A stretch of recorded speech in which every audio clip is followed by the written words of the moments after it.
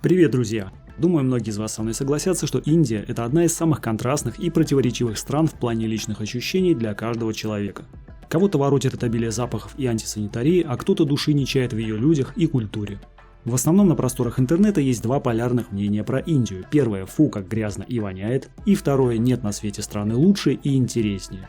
Эмоции и поверхностный взгляд – это не наш стиль, поэтому мы с вами пойдем другим путем и разберем Индию подробно, излазив ее всю вдоль и поперек и заглянув в каждый регион.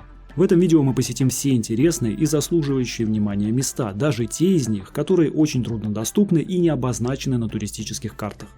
Нет, конечно же, фу, как грязно в этом видео тоже будет, а иначе что же это за Индия у нас такая с вами получится, не настоящая. Но это лишь деталь страны, а не весь ее механизм. Важно понимать, что Индия – это не монострана, а целый мир, зажатый в границах одного государства. Здесь проживают сотни разных народов, говорящих на сотнях разных языков. Такое ассорти из людей и языков еще поискать надо. Поэтому и традиции, и религия, и кухня, и уклад жизни здесь очень-очень разный и сильно зависит от региона.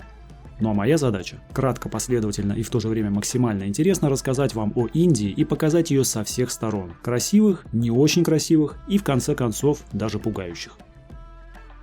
Приготовьтесь, это будет очень интересное и необычное путешествие. Но перед тем, как мы отправимся, немного базовой информации для общего развития и понимания, что же это за Индия такая и где она находится.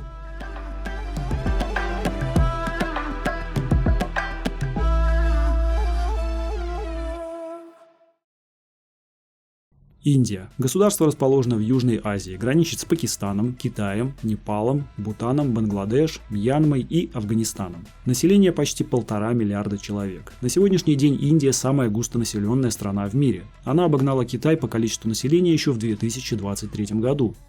Территория 3 287 263 квадратных километра. Это 7-я по площади страна в мире. Столица – Нью-Дели. Официальные языки хинди и английский. Валюта – индийская рупия. Индия состоит из 8 союзных территорий и 28 штатов. Да, это странно, но почему-то в Индии штаты. Это официальное административное деление. В туристическом же мире страну принято делить на 5 крупных регионов – Северная Индия, Западная, Восточная, Северо-Восточная и Южная. Мы с вами побываем в каждом из этих 5 регионов, узнаем их особенности и чем они отличаются друг от друга, какие народы их населяют, ну и, конечно же, посмотрим на самые красивые места и достопримечательности этих регионов. Ну что ж, отправляемся в Индию. Первый регион, который мы посетим, это Южная Индия. Да, начнем, пожалуй, с самого теплого региона. Почему бы и нет? Южная Индия состоит из 5 штатов – Керала, Тамилнад, Карнатака, Андхра-Прадеш, Телангана. Здесь проживают дравидийские народы. Антропологически дравиды настолько отличаются от остального населения Индии, что многие исследователи выделяют их как отдельную расу. Самые популярные языки в регионе – тамильский, малаялам, каннада, телугу, урду. В Южной Индии более высокий уровень образования, да и на улицах гораздо чище, чем на севере страны. Этот регион выделяется красивой природой, тропическими джунглями, водопадами, чайными и кофейными плантациями. Его называют «Зеленая Индия». Жизнь здесь спокойная, меньше суеты и хаоса. Самые красивые индуистские храмы с невероятными по красоте цветными гопурамами тоже находятся здесь.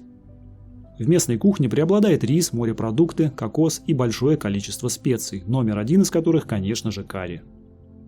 Крупнейшие города в регионе – Бангалор, считается центром высоких технологий, инноваций и образования. Получил неофициальное прозвище «Силиконовая долина Индии» благодаря концентрации IT-компаний и стартапов.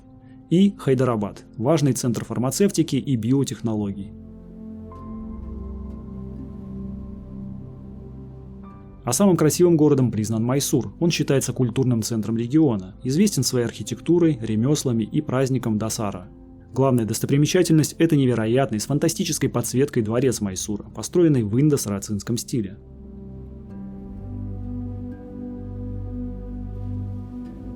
Итак, давайте посмотрим, что интересного и красивого есть в Южной Индии.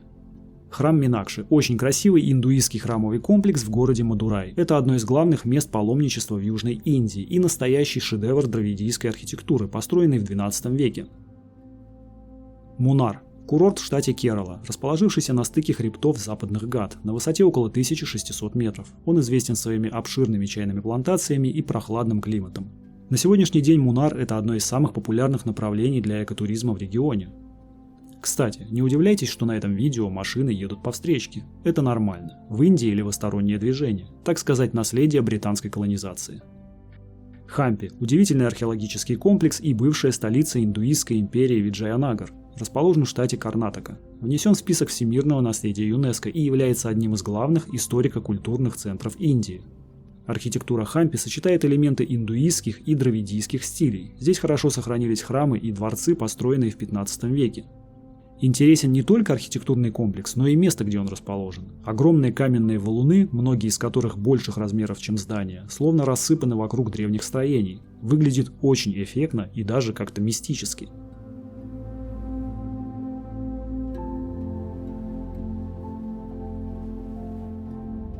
Западные Гаты – красивейшая горная система, протянувшаяся вдоль побережья Аравийского моря. Важное природное образование Южной Азии, известное высоким биоразнообразием и статусом объекта всемирного наследия ЮНЕСКО. Горы здесь причудливых форм, зеленые и густо поросшие, очень похожи на гавайские. Западные Гаты играют важную роль в формировании муссонов и водоснабжения региона. Маяк Махабалипурам расположен в штате Тамилнад. С его вершины открывается панорамный вид на город Мамалапурам и окружающую береговую линию. Маяк был установлен в 1904 году прямо на естественной скале, рядом с одноименным храмом. Заводи Кералы, их еще называют Индийская Венеция.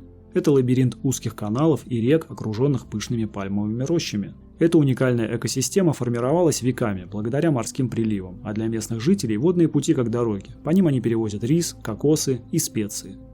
На данный момент многие традиционные грузовые лодки переоборудованы в комфортабельные отели для туристов. Форт Кочи – это исторический прибрежный район города Кочин в штате Керала. Он известен как один из первых европейских торговых анклавов в Индии и сохранил уникальное сочетание португальской и британской колониальной архитектуры. Знаменит местными рыбаками, которые ловят рыбу большими китайскими сетями под названием чинавала. Это такая разновидность стационарных подъемных сетей.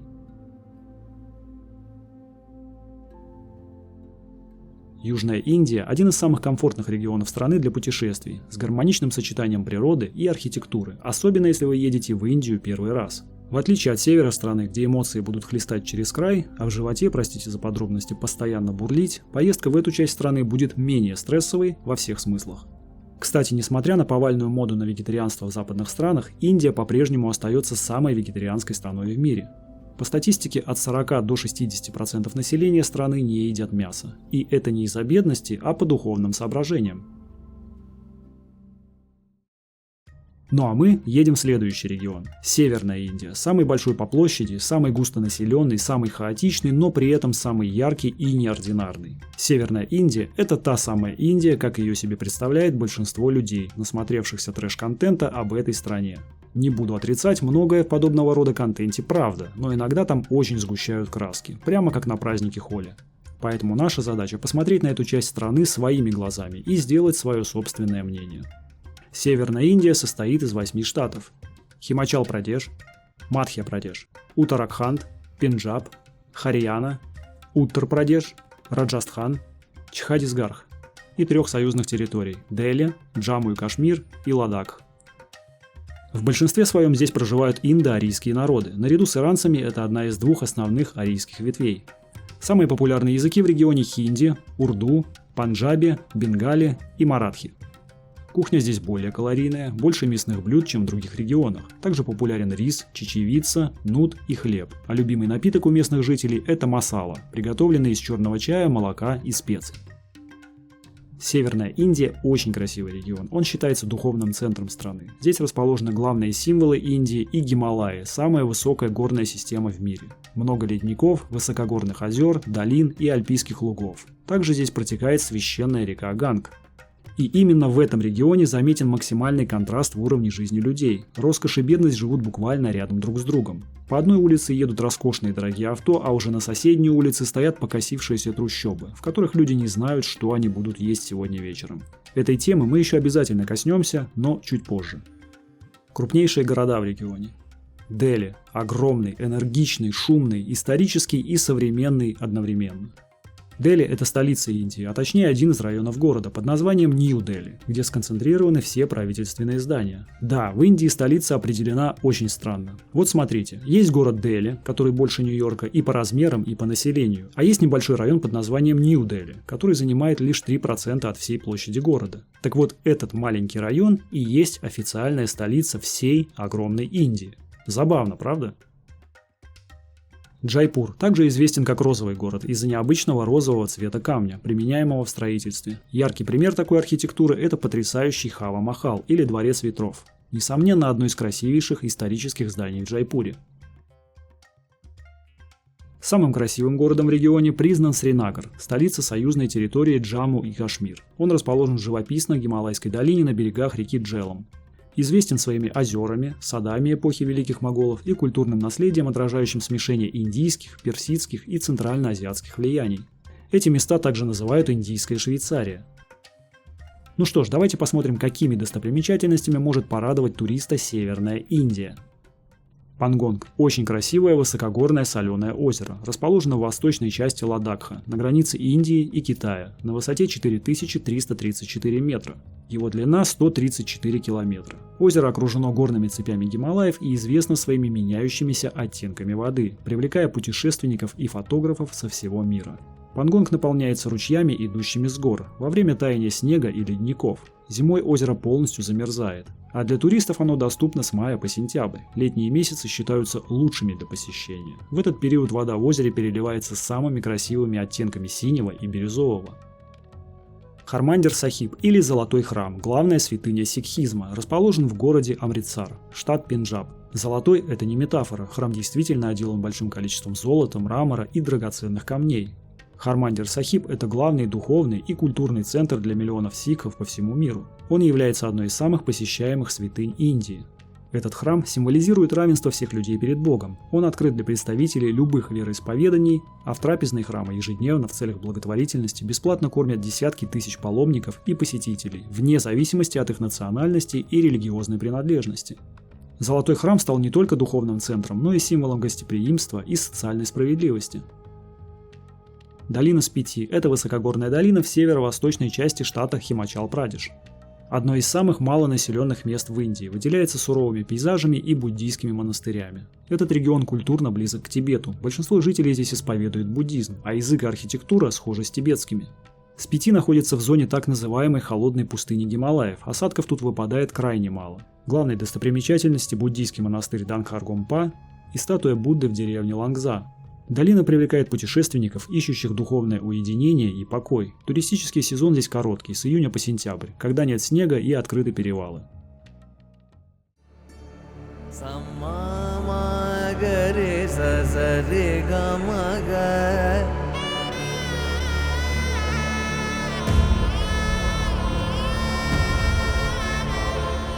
Резко меняем картинку и атмосферу, чтобы зритель не заскучал.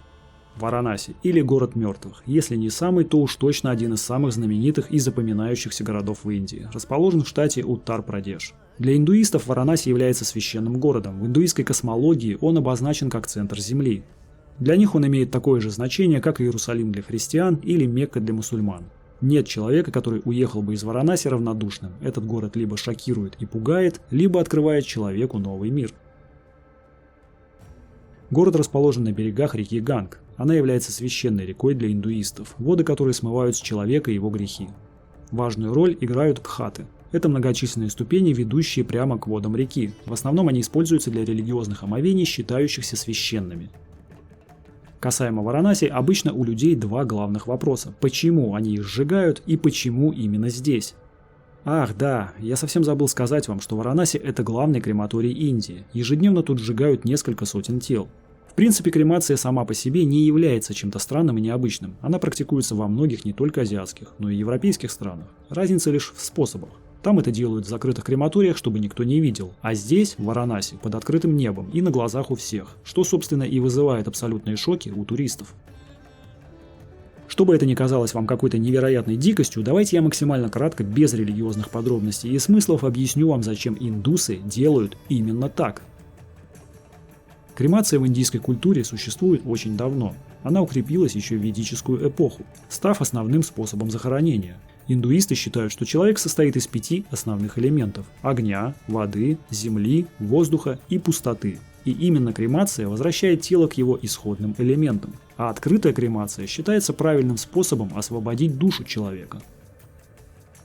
Но почему люди хотят быть кремированными именно здесь, в Варанаси? Как я уже сказал ранее, Ганг – это священная река. Смерть и последующая кремация здесь дают человеку шанс обрести мокша, то есть освобождение души. Это означает, что здесь душа человека может вырваться из колеса сансары, то есть бесконечного цикла смертей и перерождений, и обрести, наконец, свой покой. Есть даже паломники, которые приезжают в Варанаси для того, чтобы умереть в городе и обрести мокшу после кремации. Чаще всего это пожилые или тяжело больные люди. Кстати, цветом траура в Индии является не классический черный, а белый. Варанаси – это очень сильное место, как в духовном, так и в эмоциональном плане.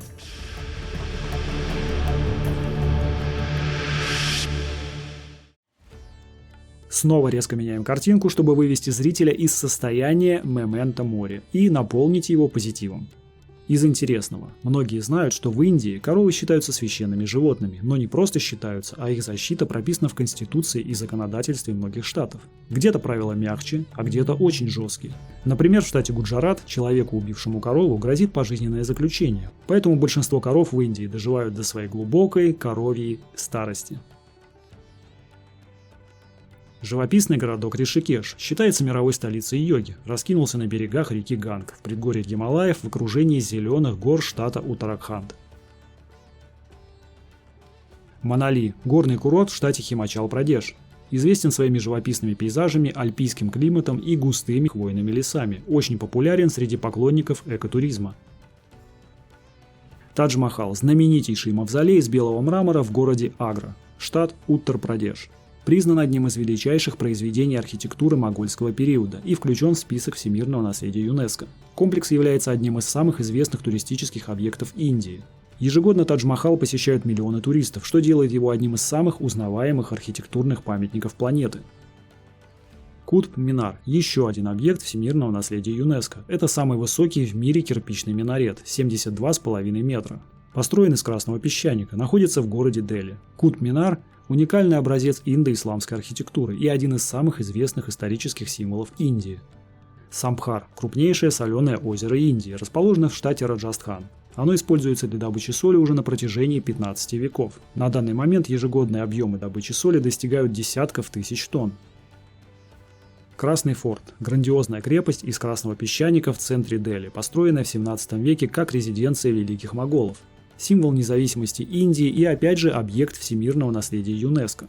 Вообще Индия находится на 6-м месте в мире по количеству объектов всемирного наследия ЮНЕСКО, на ее территории их 42, а это очень важный показатель для массового туризма. Ганготри – один из крупнейших ледников Гималаев, находится в штате Уттараханд. Здесь берет свое начало священная река Ганг. Ганготри занимает исключительное место в индуистской культуре, как символ чистоты и божественного истока реки Ганг. Из современного. Храм лотоса в Дели. Это бахайский дом поклонения, построенный в форме цветка лотоса. Он служит символом единства всех религий и людей. Акшардхам, индуистский храмовый комплекс в Дели, вошел в Книгу рекордов Гиннесса как самый грандиозный индуистский храм в мире, построен в 2005 году. Ну а это разноцветное безумие – праздник Холи или фестиваль красок. Он знаменует собой окончание зимы и приход весны. Празднование обычно длится несколько дней. Праздник дает возможность взрослым людям веселиться и играть с другими людьми, как дети, обливая друг друга цветной водой и обильно посыпая яркими красками, независимо от различий и социального положения. Цветную пудру для праздника делают из натуральных материалов, поэтому она безопасна для кожи и глаз.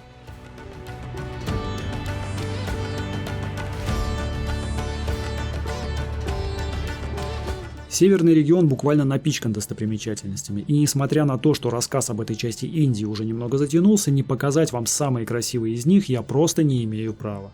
Штат Раджастхан имеет на своей территории более сотни исторических укреплений на холмах, но лишь 4 самых красивых и уникальных форта можно объединить в особую группу и рекомендовать как обязательные к просмотру. Форт Амбер.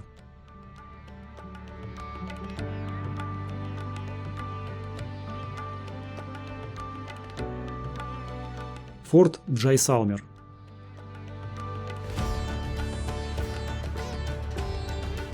Форт Кумбхалгарх.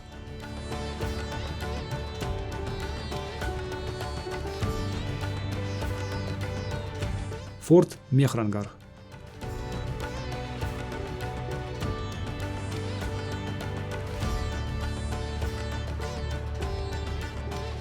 Гульмарг – знаменитый горнолыжный курорт в Гималаях с перепадом высот от 4000 метров до 2. Это горнолыжка с большими возможностями внетрассового катания. Ну а летом принимает гостей как горный курорт для отдыха. Более 50 местных отелей предлагают различные условия и бюджет для проживания. Храмы Кхаджураху – это группа индуистских и джайнских храмов в штате Мадхья-Прадеш. Храмы богато украшены статуями с уникальной резьбой, сцены которой охватывают множество аспектов человеческой жизни и ценностей, считающихся важными в индуистском пантеоне. Храмы выделяются своей архитектурной символикой в стиле Нагара и эротическими скульптурами, отсылающими к тантрическим практикам. Ну и, конечно же, красивейший буддийский монастырь Тикси на берегах реки Инд в Ладакхе. Часто отмечают его сходство с дворцом Патала в Тибете.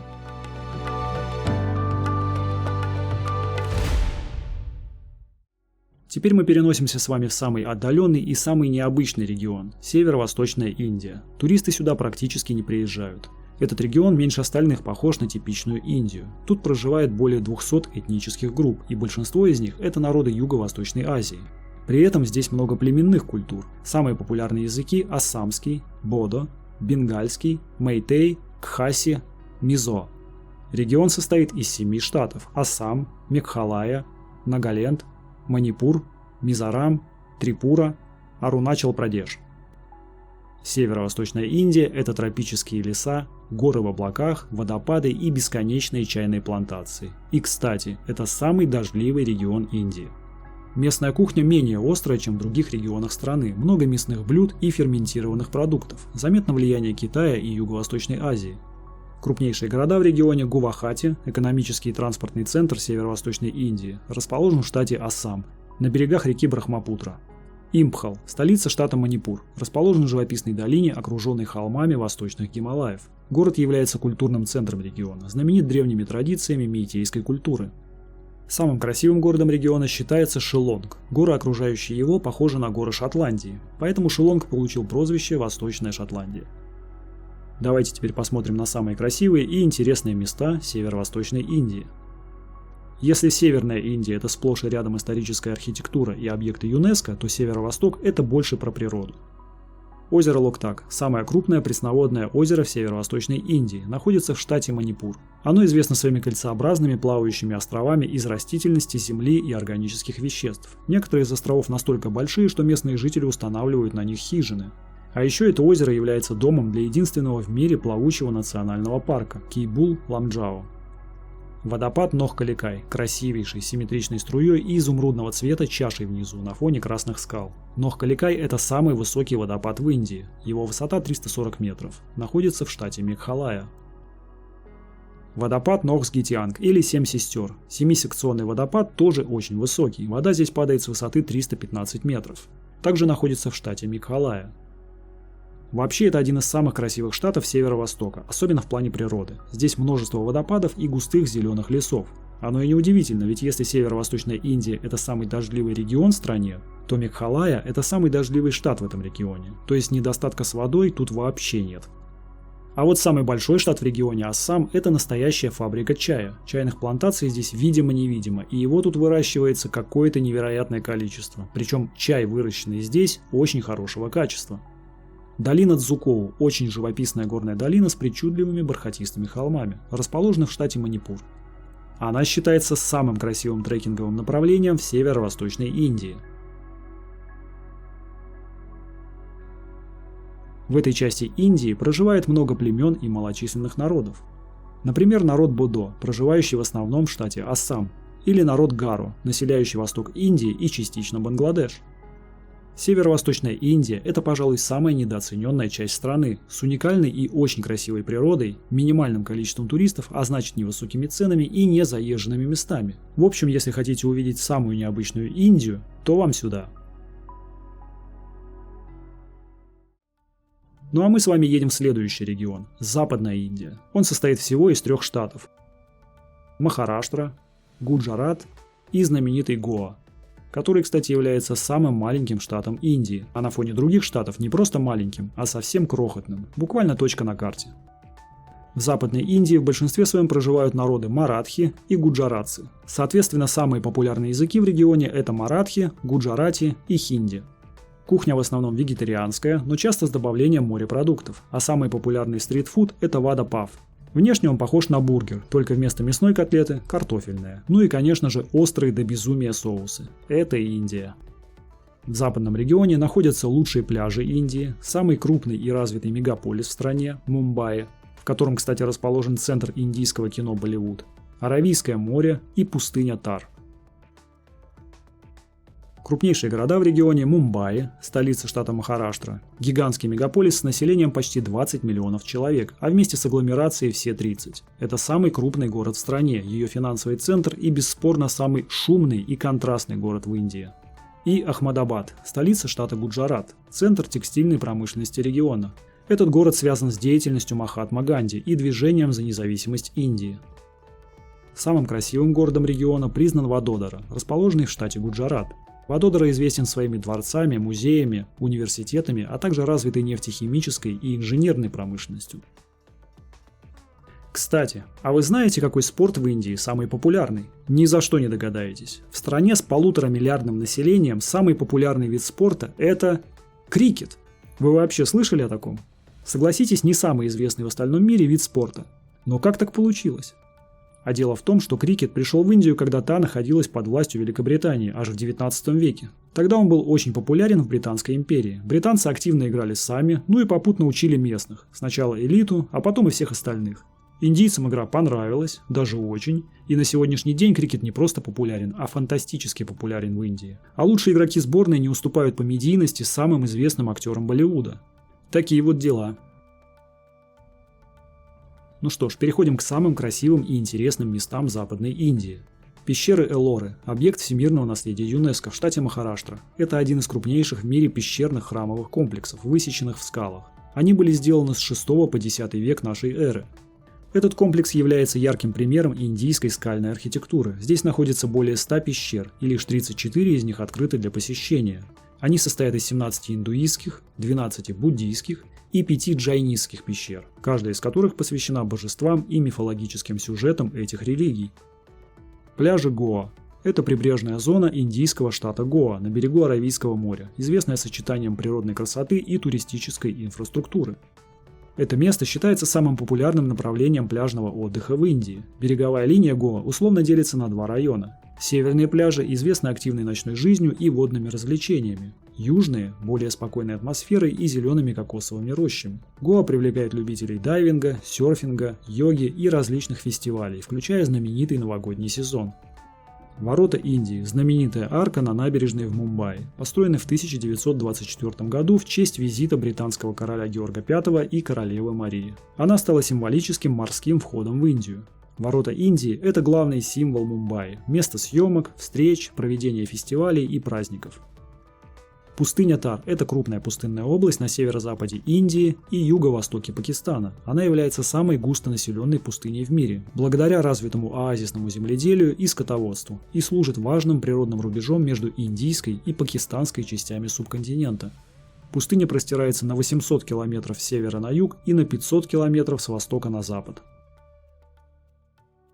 Лонавала – горный курорт и популярное туристическое направление в штате Махараштра, расположен между городами Мумбаи и Пуна. Известен своими живописными холмами, водопадами и пышной зеленью, особенно в сезон муссонов, что делает его излюбленным местом отдыха жителей ближайших мегаполисов.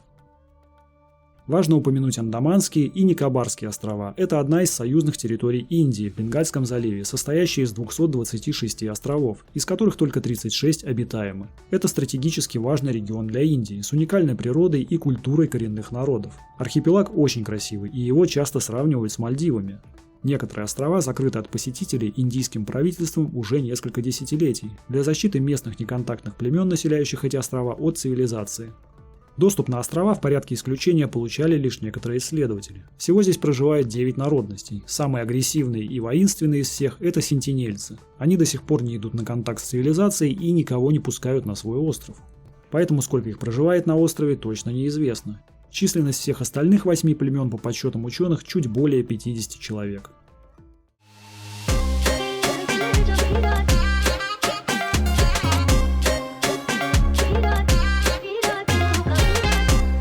Наверняка вам известно, что в Индии снимается огромное количество киношедевров, знаменитых своим неприятием законов физики. Ежегодно в стране производят около 3000 фильмов. Это в 4 раза больше, чем, например, в США. Ну а в Мумбаи находится самое знаменитое кинопроизводство в стране – Болливуд. И многие думают, что именно здесь снимается все индийское кино. Но это не так. В Болливуде фильмы снимают в основном на языке хинди, самом популярном в стране. Но также, кроме Болливуда, в Индии существует Толливуд, снимающий фильмы на языке телугу, Молливуд, фильмы на языке малаялам, Колливуд на тамильском языке, Сандалвуд на языке Канада, Олливуд на языке Ория и еще несколько кинопроизводств, снимающих фильмы на других языках. Поэтому из ежегодно выпускающихся в прокат 3000 фильмов в Болливуде снимают лишь около 600. Остальные же фильмы снимают другие киностудии, раскиданные по всей Индии. А вот по кассовым сборам у Болливуда нет конкурентов. Почти половина всех денег, собранных в кинотеатрах, приходится на его продукцию.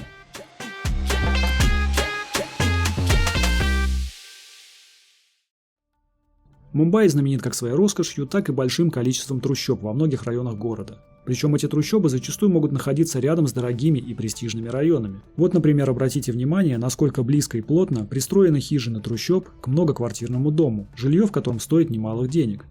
Вообще в Индии это норма. Стоит сияющий небоскреб, и сразу за ним начинаются трущобы. Власти пытаются с этим бороться, сносят трущобные районы, но происходит это нечасто. Да и собрать обратно хижину из фанеры и 2 досок, как вы понимаете, не так уж и долго. Поэтому это скорее борьба с ветряными мельницами. Когда людям негде и не на что жить, у них просто не остается другого выбора. Да, рассказывая про Индию, невозможно обойти стороной тему уровня жизни и просто огромной разницы в доходах у разных слоев населения. Пока одни живут и работают в шикарных небоскребах и ездят в роскошных авто, другие ютятся в трущобных лачугах, собранных чуть ли не из картона, и упахиваются за копейки. Расслоение общества по уровню доходов в стране просто огромное. Вообще, глядя на кадры из Индии со всеми этими трущобами, мусором на улицах, грязными реками и так далее, может показаться, что Индия очень бедная страна. Но это большое заблуждение. Экономика страны хоть и зависима, но очень сильна. На сегодняшний день по номинальному ВВП Индия – это 5-я экономика в мире. И уступает она лишь США, Китаю, Германии и Японии. Представляете? Индия замыкает топ-5 экономик мира. Более того, индийская экономика самая быстрорастущая и в ближайшие годы может войти в топ-3, обогнав Японию и Германию. И это неудивительно. В стране 1,5 миллиарда населения, большинство из которого молодое и работоспособное. Сильно развиты промышленность и фармацевтический сектор. Однако основной доход в бюджет страны дают 2 отрасли. Это IT-технологии и программирование. В Индии просто огромное количество квалифицированных программистов. И активно растущий финтех. В стране мощная банковская система, и на данный момент Индия обладает одной из самых развитых систем цифровых платежей в мире. Денег в стране немало. С руками и мозгами все в порядке. Китай, например, почти с таким же количеством населения живет в разы лучше. Почему же тогда большая часть людей в Индии настолько бедны, спросите вы? Резонный вопрос. И я не знаю на него ответа. Но, как показывает мировая практика, на уровень жизни населения обычно влияет 2 важных фактора. А именно, уровень коррупции в стране и отношение правительства к своим гражданам. То есть желание чиновников сделать жизнь своих граждан лучше. И судя по статистике, и с первым, и со вторым, в Индии сейчас большие проблемы. Если посмотреть со стороны, то сегодняшняя Индия очень напоминает Китай образца 2005-2007 годов. То есть теоретически, при правильном поведении индийского правительства, через 20 лет у страны есть неплохие шансы выйти на такой же уровень жизни, как в сегодняшнем Китае. А там сейчас все очень даже неплохо. В своем последнем видео о Китае я как раз касался этой темы. Если интересно, посмотрите. Ссылку на это видео оставлю в описании. Будем надеяться, что у страны все получится, и в ближайшем будущем люди в Индии будут жить гораздо лучше, чем сейчас. И с этим оптимистическим настроем мы с вами отправляемся в последний, 5-й регион – Восточная Индия. Восточная Индия состоит из 5 штатов – Одиша, Джарханд, Бихар, Западная Бенгалия, Сикким. Здесь проживают бенгальцы, ария и бихарцы. Самые популярные языки – бенгальский, бходжпури, магахи, ория, майтхили. Основа местной кухни – рыба, рис, чечевица, бананы, мягкие специи и много сладостей, самая популярная из которых – расгула – шарики из сырного теста, сваренные в сахарном сиропе. Данный регион – это не попсовая Индия, он для спокойных путешествий. Здесь родились многие известные поэты и философы. Здесь же находится столица искусства и литературы – город Калькутта.